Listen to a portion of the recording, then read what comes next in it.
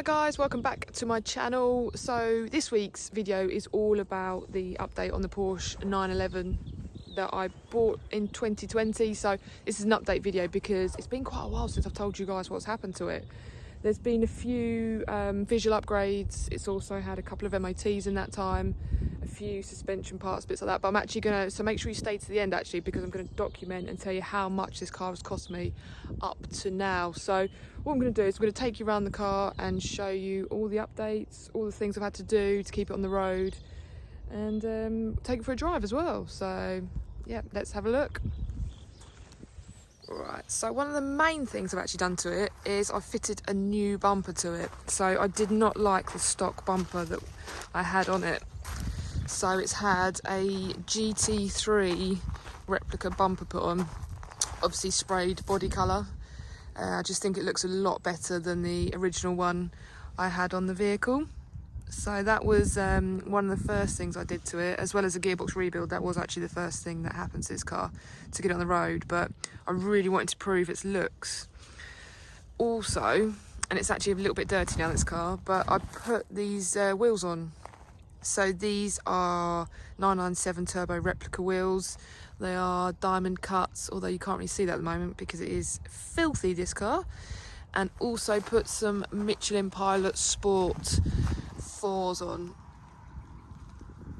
so just to add extra grip onto that. So we've got bigger wheels, better looking ones as well. So they were the visual upgrades that I put on this car, and that was about it. I do want to do something with the rear end a little bit because I just think it looks a little bit boring. Yeah, I'm thinking maybe a whale tail type thing. And I don't like when this bit goes up either. So when you go a certain speed, that lifts up and it's got all like a rubber bit that sticks up. I'm not really that keen on it, so I might look at doing something to that rear end.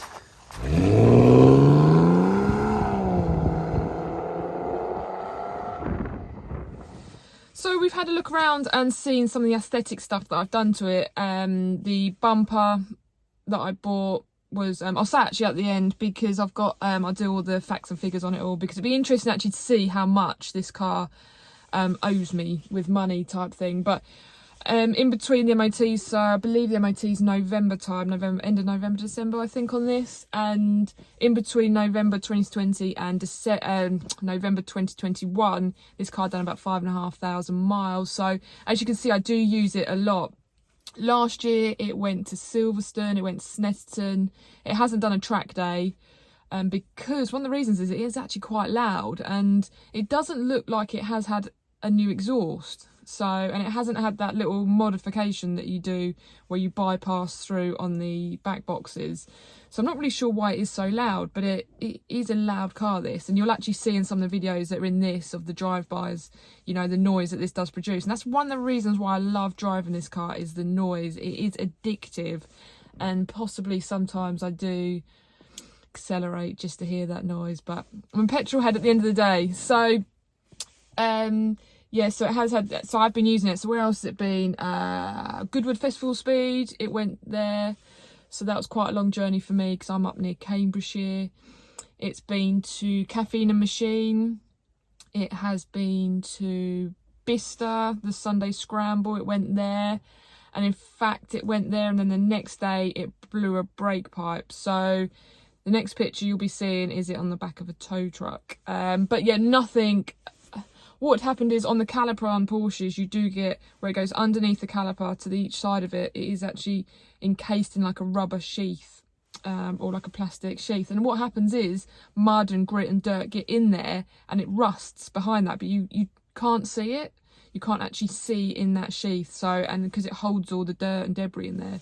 And that's what happened. It had obviously rusted away the brake pipe, and then the brake was applied and it just blew the pipe. So we had to get it recovered from Kent, and that was on a Monday morning, so no harm done. It got brought back and the pipe replaced. So I've actually got a list here of stuff that I've done to it, but like I said, there's not really been a lot. I actually replaced the front, what they're called is the coffin arm and the tuning fork suspension parts. I replaced those because the rubber's just looked a little bit knackered. There wasn't really too much wrong with those parts, but I just replaced them because the rubbers were starting to perish on them. So they got replaced. I also stripped down the brakes, deglazed the pads, had a look at the discs and pads. The brakes on this car aren't particularly great, and I'm thinking of upgrading them. There's quite a lot of it doesn't bite very quick, so you're driving along and it's quite disconcerting how bad these brakes are for something that can, you know, shift fairly well. The car as a whole has been laid up a little bit over winter because we're now in February, and it has started to run a little bit rough. I know it has got a solenoid problem within the engine. I have actually purchased that. It's just it hasn't been fitted yet because the engine does have to come apart. But in some it seems to run a lot better, so it might just be that I'm not using it as much. These Porsches do need to be used. They are better when they're run most weeks, and that is why I've been doing the mileage that I have been doing through the summer. Plans moving forward for this car: it needs a service. I haven't serviced it since I've had it, so it is definitely due a service. Full service is what I'm going to do to it. Also, it needs the rear anti-roll bar debushes. They are I'll try and get a video of it if I've got one, but basically the roll bar has got play in it. So it does need new debushes. Potentially as well, the engine mounts are a little bit, they're starting to knock a little bit, so I might do the engine mounts on the back. The rear bumper needs to come off because the exhaust heat shield is fairly loose. You can hear it rattling and it's actually like touching the bumper, so I'm going to take that off, have a look, see what's happened. Quite often, you know, with heat shields, the fixings holding them on can corrode, or the heat shield actually corrodes and the fixings are no longer holding it in place. So it could just be something as simple as that, but I will go over it all and see kind of what's going on. But I intend to use it again lots this year. I want to do a European road trip in it, with it being it's a Tiptronic, which isn't to everyone's taste, but it's just so easy to drive. I mean, I've been out in it this morning and it's 1 degree and it's driven fine. It's just, I've got heated seats in here. It's just actually a really nice tourer. It's 4-wheel drive, and if the petrol prices weren't as high as they are now, I probably would daily it.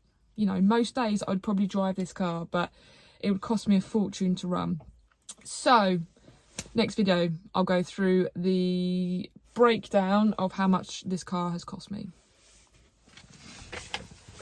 Car costings. So this car cost me £4,250 to buy, which was an absolute bargain. So, I mean, I'm still stand by the fact I've got the cheapest Porsche 911. It did have a blown gearbox, so the gearbox got completely rebuilt. It was that was back in 2020 I got that done. So the cost of the gearbox rebuild to me, I mean, you know, I do get some trade prices as well because I'm in the trade. So gearbox rebuild was £2,500. So that was the largest expense, obviously second from buying the vehicle. What was next? The windscreen got smashed, so I had to get replacement windscreen, but I had to pay quite a hefty excess type thing on that. So the excess was £250 on that screen, but it was one of those things and I had to get it. Next, I changed the, like I said, the tuning fork and the coffin arm suspension on the front. Those parts came in at around £250, and obviously I replaced them, so I work for free for myself. That was that. Right, what we've got next, the bumper. So I actually bought the bumper and it was damaged. It was, I contacted a company in Birmingham. They do fiberglass, like body panels for Porsches. And they said they just had one out the back and it was damaged. It had cracks and chips and yeah, it was pretty bad, but I got it for £100. I repaired it with stuff I had in the workshop anyway. So that got repaired, and then it got sprayed by a friend of mine. So all in all, the bumper purchase, getting it sprayed, and then I fitted it on, came to £200 for that. But I love the look of that. That's definitely £200 well spent. The alloy wheels are replicas, so they're not actually genuine Porsche wheels. So they set me back £200 for a set of 4 of those, which, again, same as a bumper, it just adds a much better look to this car. The tyres, which were the Michelin Pilot Sport 4s, they came in for me at £350 for all 4. Which was an absolute bargain. I think who I got those off, the tyre company that we use at the workshop, I think they actually had a deal on those because I got them at a real good price. So what else has it had? It has had, let's have a look, 2 MOTs, so that's £80, roughly, kind of thing, for those. And then the brake pipes, when it obviously blew its steel brake pipe, I replaced all 4 of them. All 4 of the brake pipes went underneath the calipers and now new, just in case they were going to go as well. So including like the brake pipes and the unions and bits like that, it was about £50, and then fitted those. So all in all, this car as it stands now has cost me £8,130. So it's, which I think with prices of 996s, they did go up a little bit last year. The 996s and 997s have kind of become a little bit, you know, more trendy, a little more likeable, especially 996s, because they were a car that weren't very desirable. I think the look of them and things like that, they, you know, they weren't really seen as something that people wanted to buy, but I have seen the prices go up. For me, you know, this car's on 160,000 miles now, but a rough figure on how much it's worth, potentially about £11,000-12,000. It has had engine rebuild, gearbox rebuild. You know, I've improved the exterior of the car. Anything that's needed doing, it's generally been done. We have got that slight issue, you know, with the idling of this vehicle, and it needs a service, but it is really sound as a car, and it is a bit more desirable being the Carrera 4. So all in all, this is a short update of obviously what's happened to the car. You probably see it at car shows. If you do see it, feel free to have a look around. You know, I love driving it. It does lots of miles. I take it everywhere. Can't take it into London anymore, unfortunately. I did take it for a little midnight run around London before they bought the ultra low emission zone charging. But now we can't take it without getting charged, so it probably won't be entering London too often. But that's the update. If you've got any questions, if you want to see anything on this vehicle, let me know. If you think of any upgrades I should do, please put it in the comments below. If you like the video, please like and subscribe. And yeah, it's an update and I hope you've enjoyed it. So keep tuned, because I will try and do more updates if there are anything that I've added to it, or keep an eye on my socials, because I do put a lot of stuff on about the Porsche 911. So on my Instagram at Female Mechanic and Twitter at Female Mechanic as well. But I'll put that just below here, and thanks for watching.